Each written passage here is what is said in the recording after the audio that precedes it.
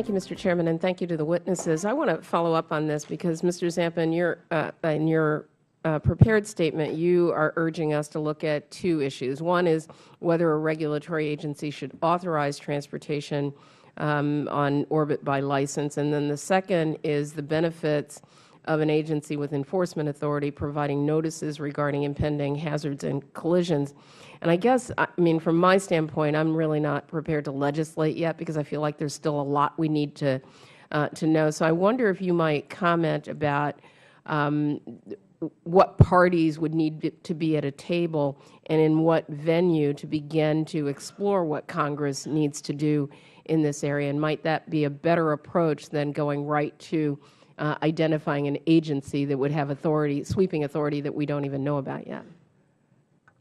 Yes, ma'am. Thank you for that, because we really just want to begin the exploration as to what the solution might be, and a very important part of that is having the right players at the table. So industry certainly, who has to deal with the risk and the expense, for instance, of deciding to do a debris maneuver to avoid a collision, is a difficult one. And there are a lot of working solutions that are out there amongst commercial operators that are already working, and there are numerous ways of dealing with it, shy of regulation, shy of enforcement, and so we don't want to get ahead of any particular solutions that are out there. But I'd certainly say industry and the agencies that are involved with on-orbit authority now would certainly be good players.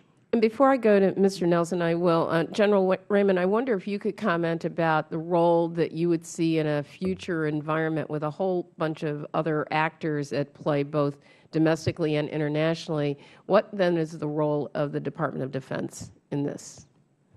Well, clearly, ma'am, the Department of Defense is focused on national security. And space situational awareness is absolutely foundational to everything that we do in space for national security purposes. So when you have these discussions, one of the things that I think you need to really be careful about as we go forward is making sure that we have the ability to do what we need to do to protect our nation, protect our nation's satellites. Great. And Mr. Nelson? Yeah, following up on what I said earlier and Mr. Zamka's comments, I would suggest, at least from the point of view of an orbital maneuver situation or enforcing an orbital maneuver to take place, that at least from the point of view of the folks that we work with, it's in their best interest to move, and that's how they would take a look at it. If they were aware that there was going to a potential collision was coming along, I'm sure that they would end up moving that satellite in order to take care of that. It's just inherently in their best interest, even especially from a financial point of view. So.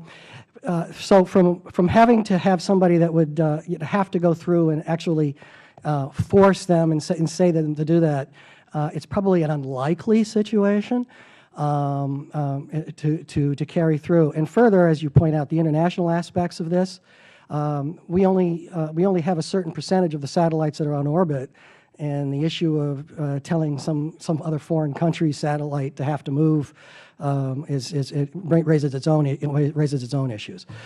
Thank you. And Professor Blount, I wonder if you could talk to me about the liability that the agencies either should have or do have who should be in charge of space traffic management, and what liability should they assume when it's direction to a satellite operator to move a spacecraft, or its failure to provide a timely alert that results in a collision or debris?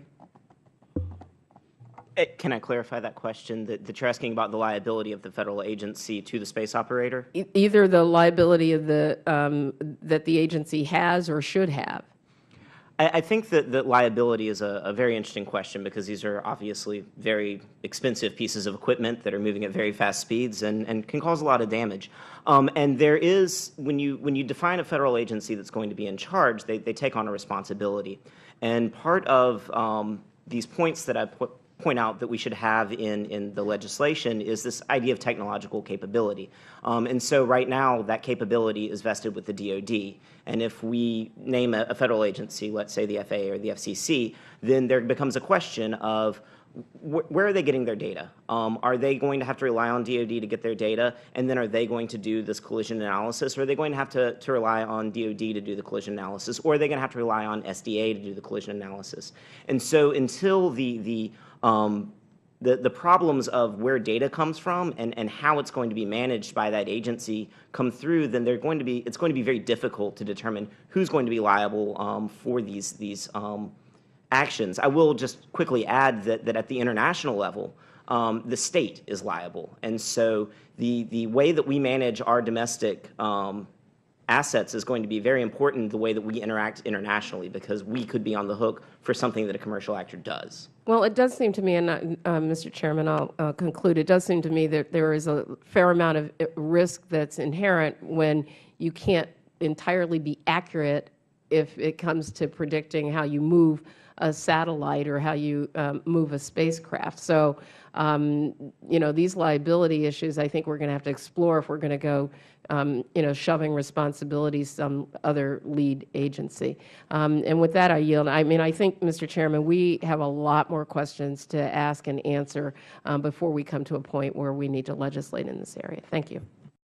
And the reason I wanted Mr. Rohrabacher to stay is because in Mr. Weeden's testimony, he had a recommendation for the executive branch to clarify its strategy for assessing the orbital debris removal, and it really struck a chord because in our bipartisan committee-passed bill just a couple of weeks ago, we actually included a provision in there that would require NASA, in collaboration with other relevant federal agencies, to review the concepts and technological options for removing orbital debris from low Earth orbit. So, I mean, getting to this question of not just looking at it and knowing where it is, all very important, but what's going to be our strategy for removing it? Because we actually need to free up some of that space, too, for all the additional activity that's going on. And so I wonder if any of you have any views, Mr. Weeden, starting with you, about what an effective approach NASA might take to address this particular provision, assuming that it does become law.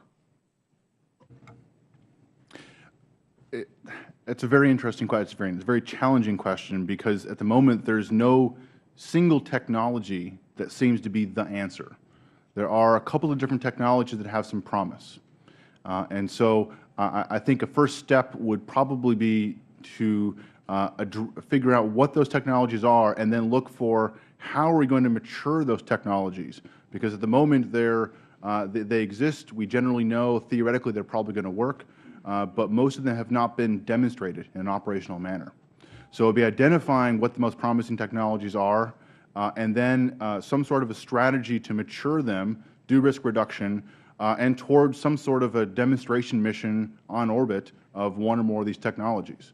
And I think that's probably going to have to be an international demonstration mission in nature, given the nature that all the debris is international, right?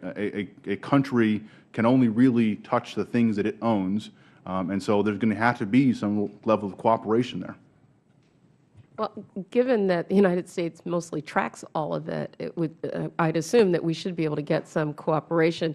General Raymond, is there a role that DoD can play in terms of maturing some of these technologies? Ma'am, there's a lot of discussions that are going on around the world on this problem, and it is an important issue. I think there are roles that we could help. I have not heard to date, though, any specific technology that's out there that I see is something near term that was going to be able to solve this problem. Mr. Nelson, I think you wanted to. Yeah, I think Mr. Weeden touched on it.